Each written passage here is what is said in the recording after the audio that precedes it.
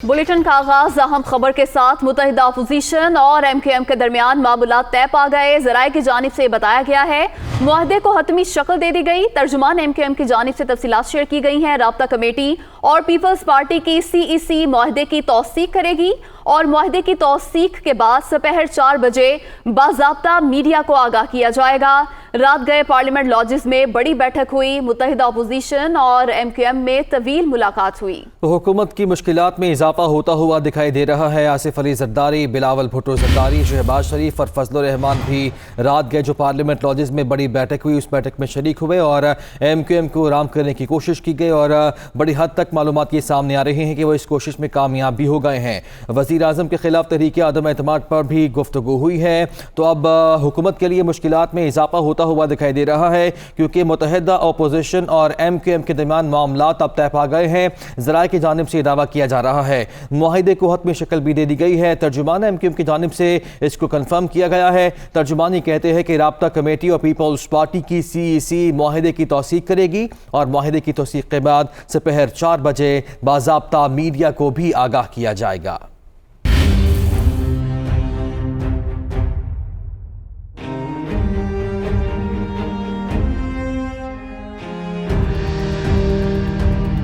वज़ीर आज़म के खिलाफ तहरीक अदम एतमाद और अपोजिशन का सरप्राइज। बड़ी इत्तेहादी जमात को हुकूमत छोड़ने पर राजी कर लिया। MQM और अपोजिशन का मुआहिदा हतमी शक्ल इख्तियार कर गया। दस्तखत भी कर दिए गए।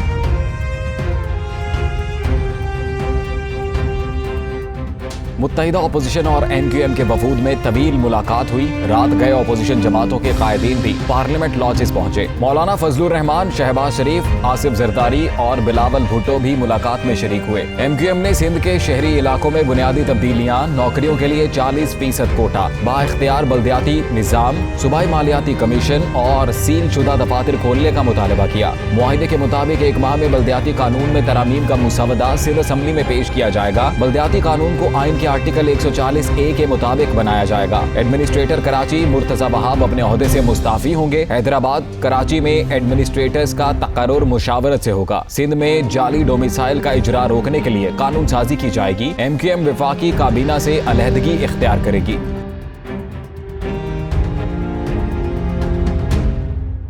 रहनुमा MQM फैसल सब्जवारी ने तस्दीक करते हुए कहा कि जायजा लेने के अबहाम से गुजर चुके, सूरत हाल अब फैसले की है। ये नहीं होना चाहिए, जो आपके साथ नहीं वो आपका दुश्मन है। यही हम कहते थे कि हम किसी फैसले तक नहीं पहुंचे, हम जायजा लें। आज सूरत हाल जो है वो तकरीबन फैसले की है, जायजा लेने के मकाम से गुजर चुकी है।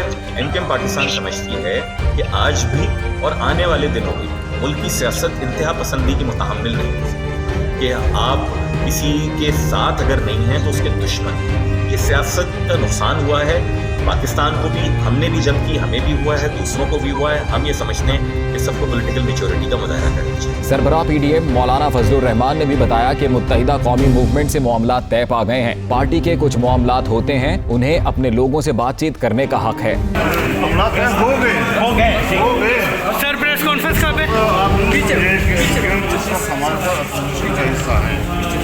बाकी है कि जो पार्टी है तो पार्टी के अंदर तकाज़े होते हैं और आज में देर का टाइम है तो कुछ न कुछ जमात के लोगों का इत्तेमाद में लेना ये उनका हक बनता है। बिलावल भुट्टो ने ट्वीट किया कि MQM की राबता कमेटी और पीपल्स पार्टी की CEC मुआहिदे की तौसीक करेगी। मुत्तहिदा अपोजिशन और MQM की मुश्तरका प्रेस कॉन्फ्रेंस का पहले ऐलान किया गया, फिर मुलतवी करके दोपहर 4 बजे का वक्त दे दिया गया, जिसमें बड़ा ऐलान मुतवक्के है।